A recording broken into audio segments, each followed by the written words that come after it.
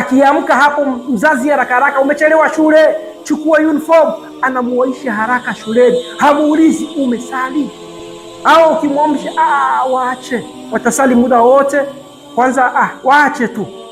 Anamuonyesha mtoto kwamba lile sala ambalo analitaka kuliendea, kumsujudia Allah, kumwabudu Allah, ni jambo ambalo lina umuhimu.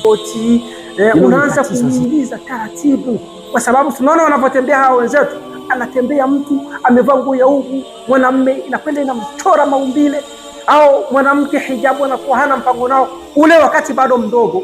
Hiki kitu usikipuuzie, hiki mfundishe mavazi, sababu ukimfundisha ikiingia, kama ni mwanaume au mwanamke, hapo utakuwa umeongoka. Usipomfundisha, ujue utaulizwa mbele ya Mwenyezi Mungu Subhanahu wa Ta'ala.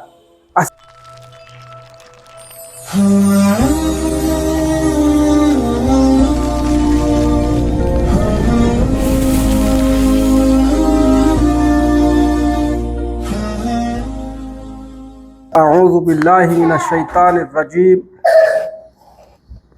Bismillahir rahmanir rahim. Alhamdulillahi rabbil alamin. Thumma wassalatu wassalam ala rasulina Muhammadin ibn Abdillah sallallahu alayhi wasallam. Ayuha al-ikhwa, faqala Allah ta'ala ba'da a'udhu billahi minash shaitani rrajim. Bismillahir rahmanir rahim. Ya ayyuhalladhina amanu taqullaha wa qulu qawlan sadida yuslih lakum a'malakum wa yaghfir lakum dhunubakum wa man yuti'illaha wa rasulahu faqad faza fawzan 'azima. Wa qala ta'ala ya ayyuhalladhina amanu taqullaha wa qulu qawlan sadida yuslih lakum a'malakum wa yaghfir lakum dhunubakum wa man yuti'illaha wa rasulahu faqad faza fawzan 'azima. Wa qala ta'ala ya ayyuhalladhina amanu taqullaha haqqa tuqatihi wa la tamutunna illa wa antum muslimun. Amma ba'd, ibadallah, khutwatul jum'ati huququl auladi bimujibil kitabi wa sunnati. Baada ya kumshukuru Mwenyezi Mungu Subhanahu wa Ta'ala, sala na salam zimwendee Bwana Mtume Muhammadin sallallahu alaihi wasallama. Hutuba yetu ya Ijumaa leo tutazungumzia huququl auladi, haki za watoto, bimujibil kitabi wa sunnati, kutokana na mujibu na namna ambavyo tulivyosoma katika kitabu chetu cha Qur'an na Sunna kupitia Bwana Mtume Muhammadin sallallahu alayhi wasallama. Uislamu haukupuuzia suala hili, umelipa kipaumbele sana. Fa inna min a'zamil amanati allati hamala Allahu biha alwalidaini amanatul auladi, miongoni mwa amana kubwa ambazo Allah amewapa wazazi wawili wabebe amana hizo, ni amanatul aulad, ni amana ya watoto. Mtu anapokupa amana yake, ina maana uitunze. Anaweza akaichukua wakati wowote, kwa hiyo au anaweza akakuuliza kutokana na ile amana aliyokupa. Fahum hibatu minallah, amana hiyo ni zawadi kutoka kwa Mwenyezi Mungu Subhanahu wa Ta'ala. Wa ni'matu, na vile vile ni neema. Kuwa na watoto ni zawadi Allah anakutunuku, alafu vile vile bado ni neema. Tahtaju ila shukri, inahitaji ishukuriwe, neema zishukuriwe, zawadi. Wa husni riayatin, na ubora wa malezi yaliyokuwa bora. Asema kwamba waqad dalla alkitabi wa sunnati ala huquqi kathiratin lahum, kwamba kimefahamisha kitabu kutokana na haki nyingi kabisa ambazo ni haki za watoto, lahum, yani za hao watoto.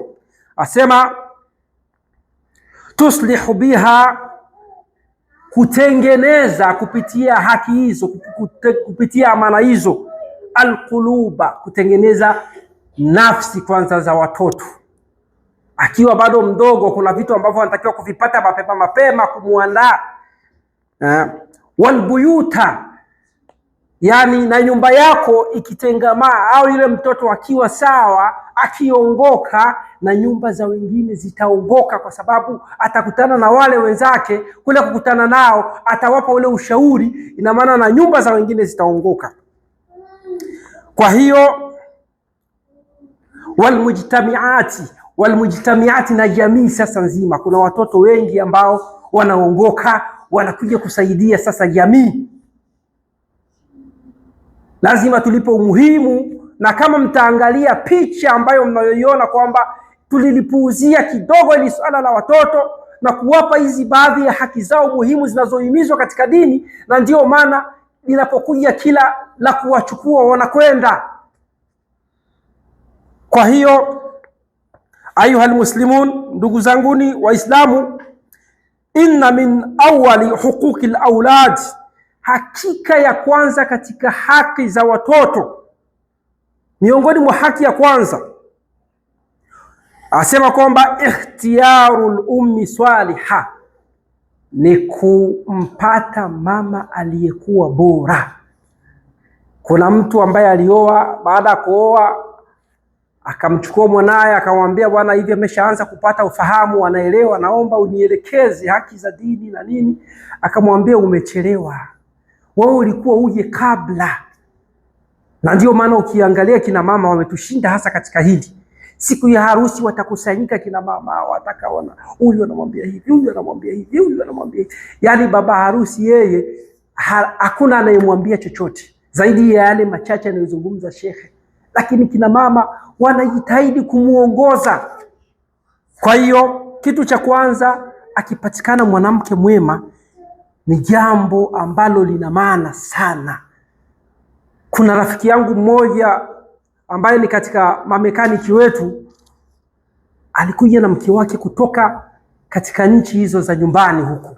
Baada ya kuwa amefika hapa, subhanallah, yule mke wake akaritaji. Na katika Uislamu akisharitaji mwanamke au mwanaume mmoja katika hao wawili, ndoa basi tena. Yule bwana akawasogelea mashehe, wakamwambia basi hapo ndoa hakuna. Wakatengana siku 3. Sasa anakaa na watoto siku 3, mama anakaa nao siku 4, baba siku 3, baba siku 3, wanakuwa kana kwamba wanabadilishana. Wallahi tumekwenda muda ule wa sala, wako wawili kwenye remote wanaangalia labda TV, unamwambia njoo tusali, mmoja anakuja kusali na yule ambaye asali hana tatizo, kwa sababu akija huku kwa baba anajitahidi kumsogeza, kumvuta katika dini. Akirejea kule kwa mama anaambiwa achana na hayo mambo, rejea katika yani anapiga pita. Sasa unaona kuanzia watoto miaka 8, 9, 10, 11 wanachanganyikiwa. Ndio maana tumwambia kumpata mwanamke aliyekuwa bora litasaidia sana. Watu wengi leo tunaoa, tunaolewa, hatujui kwamba tuna amana. Mtu labda amesilimu, au mtu yule ambaye amesilimu anaolewa na mtu ambaye huyu mwanzoni alikuwa ni Muislamu, yani miongoni mwao kati ya mwanaume na mwanamke mmoja tu. Baada wewe kuwa yule ameolewa, matokeo yako sasa wewe unasahau kwamba kuna amana ya dini. Ni lazima umfundishe, kwa sababu ukimfundisha ikaingia, kama ni mwanaume au mwanamke, hapo utakuwa umeongoka. Usipomfundisha, ujue utaulizwa mbele ya Mwenyezi Mungu Subhanahu wa Ta'ala. Asema kwamba al-ikhtiyari al-ummi salihat qabla wujudihim, yani kumpata mtoto mwema kabla, yani kumchagua mke mwema kabla hawajapatikana hawa watoto. Liqauli nabii sallallahu alayhi wasallam, anasema mtume wa Mwenyezi Mungu sala na salamu juu yake kwamba fadhfar bi dhati dini tarbati yadak, fadhfar bi dhati din tarbati yadak, kwamba ukimpata mwanamke ambaye ana dini, itagusa mikono yako itagusa michanga, ina maana baraka itapatikana. Sheikh Abdul Hamid wala mhifadhi wala fasiri anasema fadhfar bi dhati dini tarbati yadaka, kwamba hutoangukia mtu pua, ina maana utafaulu kimaana na tafsiri. Kwa hiyo hapa hii hadithi ni ndefu, kwa mwishoni mwake ndio imeishia hivi fadhfar bi dhati dini. Huku mwanzo kumpata mwanamke ambaye ana dini, mwanamke ambaye ana mali, uzuri, lakini mwisho imesisitiza fadhfar bi dhati dini tarbati yadak. Kwa hiyo Hichi kitu tukiangalie sana, hasa watu ambao umemuoa mwenzako si Muislamu, alafu unamleta katika dini yako unamtelekeza. Unakuwa kana kwamba yani hauna mpango naye, yeye afanye anavyojua. Matokeo yake anaweza akaenda hata kule alipokuwa akawa anafanya yale kwa kuwa huna dini bado. Sawa, wewe unaona hii ni amana kubwa mbele ya Mwenyezi Mungu, utaulizwa. Hii hadithi ni hadithi ya 5090 kwa Imam Bukhari, kwa Imam Muslim ni 1466. Asema wa min huquqihim ba'da wiladatihim adhiyayatu, na miongoni mwa haki zao watoto baada ya kuzaliwa, adhiyayatu, ya kwanza kuhifadhi, alhadanatu, hii alhadanatu kumbeba mtoto, kumbembeleza, wa hifdhuhum min kulli adha, kuwahifadhi kutokana na kila maudhi, mtoto asipate shida, uwe karibu, unampa ushauri wa karibu. Ili kina baba wengi tunapuuzia, tunawaachia kina mama tu, lakini yanatuhusu sote wawili. Anaendelea kusema kwamba katika hii hutuba ambayo tumekusanya, wa tawfiru ma yahtajuna ilayhi, na kuwatosheleza kile wanachohitaji katika mahitaji yao, kadiri ya uwezo wako uwatoshelezee. Min kulli mashrabin, kutokana na min maakuli, kwanza kutokana na chakula, mashrabin, kutokana na vinywaji, wa malbasin, na vile vile mavazi, wa amani, na vile vile salama, kuhakikisha kwamba uko katika salama. Haya tunayaweza. Sasa tusiyoyaweza na ambayo yanayotupiga vita au ambayo yanatushinda ni mengi, na ndio maana hapa hadithi iliyokuja, qala Rasulullah sallallahu alaihi wasallam, qala Nabii sallallahu alaihi wasallam, amesema mjumbe wa Mwenyezi Mungu sala na salamu ziwe juu yake kwamba kullukum ra'i wa kullukum mas'ulun an ra'iyatihi, kila mtu ni mchunga na kila mtu ataulizwa kutokana na kile kitu alichokichunga. Muttafaqun alayhi. Hadithi hii imeafikiana na Imam Bukhari na Imam Muslim. Kwa Imam Bukhari ni 893, kwa Imam Muslim 1229. Wa min a'zami huquqihim, miongoni sasa mwa haki za hao watoto kubwa kubwa kabisa, at-tarbiyatu. Hii tarbia ndio kitu cha maana zaidi, malezi. Katika malezi kuna mambo mengi, tarbia imekusanya mambo mengi, lakini nimekukusanyieni mambo 6 ambayo yanahusiana na tarbia. Jambo la kwanza, yani mtoto bado mdogo ndo anaanza kupata fahamu, mzoeshe kwamba uchi wa mwanaume unaanzia wapi. Asitoke na nguo ya humu mbele za watu, muonyeshe kwamba nguo yako ivuke magoti. Unaanza kumuingiza taratibu, kwa sababu tunaona wanavyotembea hao wenzetu. Anatembea mtu amevaa nguo ya humu, mwanamume inakwenda inamchora maumbile, au mwanamke hijabu anakuwa hana mpango nao ule wakati bado mdogo. Hiki kitu usikipuuzie hiki. Mavazi, kwambie bwana kuna hivi na hivi, yani unamshauri sana. Jambo la pili, kuwaheshimu watu, kuishi na watu, kuamiliana na watu kwa uzuri. Muheshimu bado mdogo, mfundishe bado mdogo. Ndio wanasema Waislamu, ndugu zetu Waswahili, kwamba samaki mkunje bado mdogo, akishakauka hakunjiki. Jambo la tatu, kula na mkono wa kulia. Watoto zetu wengi wamekuwa ni wazungu, anachukua foko yake ile anakula tu hivi, na mkono wa kushoto anatumia mkono wa kushoto, kile kinywaji asichafui gilasi, ile itachafuka. Na kama nini, lazima kumfundisha kula na mkono wa kulia. Mtume sallallahu alaihi wasallam alimwambia mtu kwamba kula kwa mkono wako wa kulia, yule akaleta ujeuri, ule mkono ukapooza. Mtume sallallahu alaihi wasallam ametuhusia sana, hichi ni kitu muhimu sana, mfundishe bado mdogo mtoto. Kitu kingine, kumtaja Allah kabla ya kulala. Kabla ya kulala asome dua ambazo zimethibiti za Mtume sallallahu alaihi wasallam, na wakati vile vile anaamka asome dua za kumshukuru Allah, alhamdulillah ahyana ba'da ma amatana wa ilayhi nushur. Mshukuru Mwenyezi Mungu ambaye amenitoa katika huu usingizi kifo kidogo, hadi ya kwa amenifisha, amenirejeshia uhai Allah. Kitu kingine cha tano ambacho kina umuhimu zaidi ni kitu ambacho cha kuzingatia, kwamba ule mkono wa kulia wakati anautumia, ina maana kwamba huu mkono wa kushoto sio kwamba hauna kazi. Umfafanulie kuhusu huu mkono wa kushoto una kazi gani au na yepi. Kwa hiyo tarbia imekusanya mambo mengi, tutosheke na haya manne, tutayamalizia mengine mawili yaliyobaki katika hutuba ya pili. Asema kwamba wa ta'limuhumul imani, kumfundisha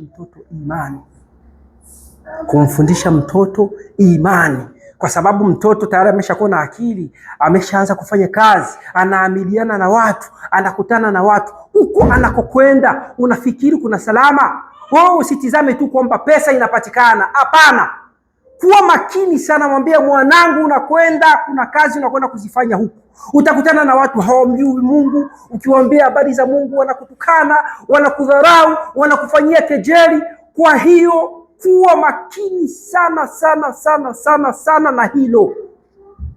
Ile imani unaipandikiza bado mdogo, kuipandikiza imani ikiwa bado mdogo. Mtoto ameshakuwa amebaligh, unaendelea na baada ya kuanza kazi ndo kabisa, bwana, uko unapokwenda huko unamfafanulia. Wallahi ni wazazi wachache akisikia mtoto amepata kazi eti atakaa naye kila wakati, anakaa na mnasi, kazi imeendaje, Uislamu wako ni vipi, huko unakokwenda unasali. Hatuyafanyi hayo.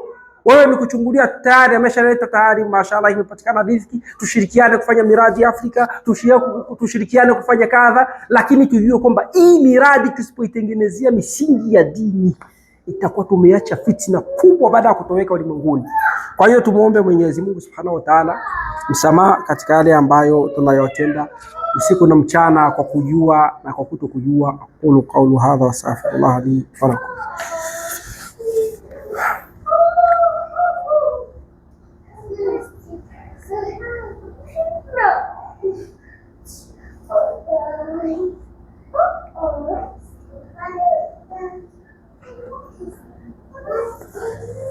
Alhamdulillahi rabbil alamin, wa salatu wa salamu ala rasulillahi sallallahu alayhi wasallam. Tunamshukuru Mwenyezi Mungu, sala na salam zimuendee bwana mtume sallallahu alayhi wasallam. Kwa katika kuendelea na hotuba yetu ya pili ni kwamba kumfundisha mtoto katika yale mawili ambayo tumesema tutamalizia katika tarbia, asimwage chakula. Tunapata shida sana. Tizama sherehe zetu Waislamu, tumekaa pahala, tumekusanyika, watoto mpaka watu wazima, kile chakula watu watakula, kama ni kilo moja watakula robo tatu, alafu robo moja itakwenda kwenye bini. Ni makosa sana katika Uislamu. Allah anasema wala tusrifu innahu la yuhibbul musrifin, msifanye israfu. Allah hampendi mwenye kufanya israfu. Mtoto wewe analijua hili, tia kadiri ya uwezo, anakwenda kupakua mwenyewe chakula kidogo, akimaliza anaongeza, kulinda ile mipaka, chakula kisimwagwe. Hizi ndio tarbia. Ni mengi sana yanahusiana na tarbia. Watuallimuhumul iman, kuwafundisha watoto imani. Huku wanakokwenda kuna hatari, kuna watu ambao hawamwamini Mwenyezi Mungu, kuna watu ambao watamshawishi kwenda disco, kuna watu ambao watamshawishi kwamba wale wazazi si chochote. Lazima haya uyatengeneze mapema, la sivyo matokeo yake utakuwa unaona mtoto anakukaba. Unasikia amegombana na mama yake, mama amezungumza naye amezungumza, anamkaba mashati mtoto, kumkaba mama. Kwa sababu gani? Tunapuuzia hizi haki, kuwatengeneza wakiwa bado wadogo. Wal ibadat, ibada kuwasisitiza, kwa sababu kuna wakati mtu anakuwa labda ni mtoto mdogo, kunaadhiniwa alfajiri, haoni nyumbani watu kwamba wanaamka kusali, watu wote wamelala. Akiamka hapo mzazi haraka haraka, umechelewa shule, chukua uniform, anamuwaisha haraka shuleni, hamuulizi umesali. Au ukimwamsha waache, watasali muda wote, kwanza waache tu. Anamuonyesha mtoto kwamba lile sala ambalo analitaka kuliendea, kumsujudia Allah, kumwabudu Allah, ni jambo ambalo lina umuhimu. Hilo ni tatizo zito sana. Mtoto lazima aamke kusali alfajiri, Na wewe mzazi uwe mfano. Ukienda msikitini nenda naye. Akitaka kwenda kucheza mpira sawa, nenda naye mpeleke. Akiwa na shughuli nyingine mpeleke, na msikitini mpeleke. Yani mtoto azoee hali zote. Isiwe tu kwamba labda akitaka kwenye shughuli zake kwenye mpira au baadhi ya michezo mingine ndio mpeleke msikitini asije. Hapana. Na hapa tunakosea katika kupata wakati tunatafuta nyumba. Wallahi watu wengi tulipe umuhimu. Mtume sallallahu alaihi wasallam alitoka Maka, wakati anatoka Maka anahamia Madina, msikitini kuna msikiti ambao unaitwa Masjid Quba, wa huwa awwal masjid fil Islam, ndio msikiti wa kwanza uliojengwa katika Uislamu. Kulikuwa na msikiti unaitwa Masjid Juma kabla ya hapo, lakini wana historia wa kuutia. Kulikuwa unaitwa Masjid Quba. Mtume sallallahu alaihi wasallam ule msikiti anasema ukitoka nyumbani kwako umesali rakaa 2 alafu kaenda pale Masjid Quba kufanya ziara, thawabu zake ni kana kwamba umefanya umra. Masjid Quba ina maana location ya kwanza wewe unatafuta uko wapi msikiti. Wewe unaishi karibu na msikiti au sehemu ambayo utafika itakuwa ni rahisi kudrive kwenda msikitini. Jambo muhimu sana hilo, tusilipuuzie Waislamu. Anasema kwamba wal akhlaq, tabia kitu muhimu sana. Tabia kitu muhimu sana. Watoto unaweza ukamjua tu dakika chache, labda mmekaa au mko kwenye sherehe, anakuja watu wamekaa, anapita juu yao, anawasukuma watu, anakwenda. Ndio tarbia za watoto wetu, zichunguzeni mtaziona. Mwenyezi Mungu Subhanahu wa Ta'ala anasema ya ayyuhalladhina amanu, enyi mliomuamini. Baada ya billahi minash shaitani rajim, anasema ya ayyuhalladhina amanu, enyi mliomuamini Mwenyezi Mungu Subhanahu wa Ta'ala, qu anfusakum wa ahlikum nara, ziokoeni nafsi zenu na watu wa nyumbani kwenu na moto. Waquduha nasu wal hijara alaiha malaikatun ghiladhun shidadun la ya'suna Allah ma amarahu. Moto ambao umeumbwa kwa kuni na mawe, alafu kuna malaika ambao hawamwasi Mwenyezi Mungu, wakipewa amri ya kukutumbukiza wanakutumbukiza mara moja. Tuwaokoe vizazi vyetu, watoto zetu kutokana na hili. Sura Tahrim aya ya 6. Wa yakunu dhalika illa bitawjihi, wala haliwi hilo isipokuwa bitawjihi, kwa yale ambayo ni maelekezo. Atawjihi, yale maelekezo. Asema kwamba walmutabaa ni kufuata namna Mtume sallallahu alaihi wasallam alivyofanya. Na ndio maana sisi tunaofanya ibada mpaka watoto tuwaelekeze hii almutabaa ni kitu muhimu. Mtume sallallahu alaihi wasallam anasema kukubaliwa ibada kuna mambo matatu. Ibada iwe sadaka, iwe kusali, ni mambo matatu. Jambo la kwanza kufanya kama alivyofanya Mtume sallallahu alaihi wasallam. Anasema swali kama araaitumuni uswali, salini kama mlivyoniona mimi ninavyosali.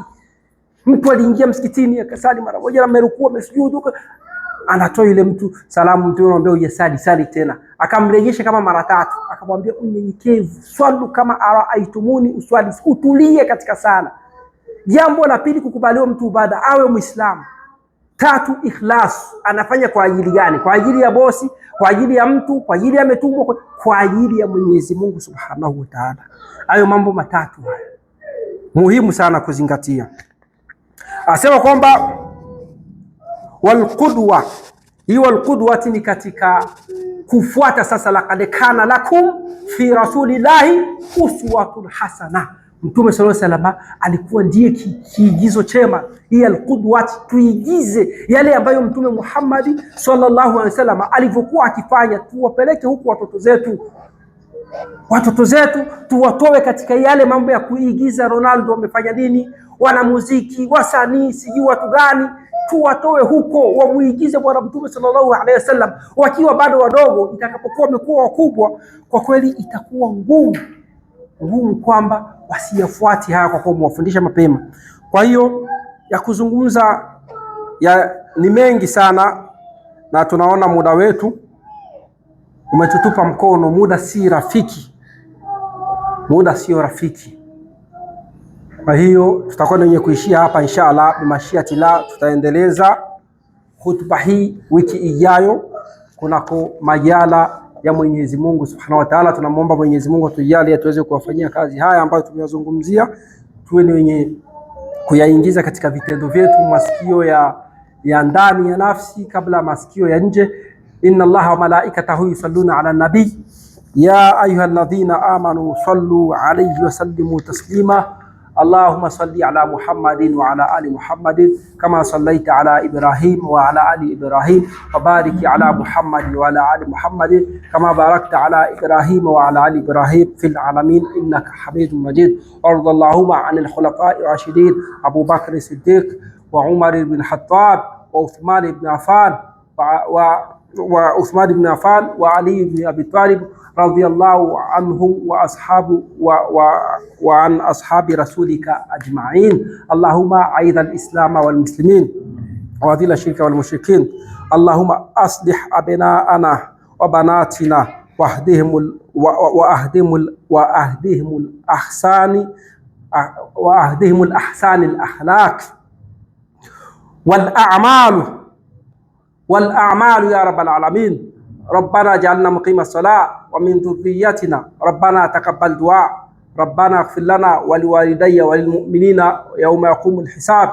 اللهم إنا نعوذ بك من الموت وقربته والقبر وهمته. ربنا آتنا في الدنيا حسنة وفي الآخرة حسنة وقنا عذاب النار. اللهم إنا نعوذ بك من العلم لا ينفع. اللهم اشفيه مرضانا وارحم موتانا. اللهم اشفيه مرضانا warham mautana. Mwenyezi Mungu tunakuomba uwaponye wagonjwa wetu waliotangulia ya rabbal alamin mbele ya haki. Alafu waponye wagonjwa wetu ambao wako hospitalini, na uwaponye ndugu zetu waliotangulia mbele ya haki, uweze kuzitanua kaburi zao, ujalie makaburi yao yawe raudha min riyadil janna. Tunakuomba Mwenyezi Mungu utupe mwisho mwema, utupe maisha marefu yenye kheri na baraka sisi na vizazi vyetu na wazazi wetu, na ujalie kabla kufa kwetu tuweze kutamka la ilaha illa Allah Muhammadur Rasulullah, ndio kauli yetu ya mwisho ya rabbal alamin. Mwenyezi Mungu tunakuomba wasamehe wazazi wetu na wazee wetu wote waliotangulia, ndugu zetu Waislamu katika haki, uyatanue makaburi yao, ujalie makaburi yao yao raudha min riyadil janna. Mwenyezi Mungu tunakuomba Mwenyezi Mungu tuingize peponi bila ya hesabu wala adhabu. Wa sallallahu ala sayidina Muhammadin wa ala alihi wa sahbihi wa sallam walhamdulillahi rabbil alamin. Aqimis salata inna salata tanha 'anil fahsha'i wal munkar. الله أكبر أشهد أن لا إله إلا الله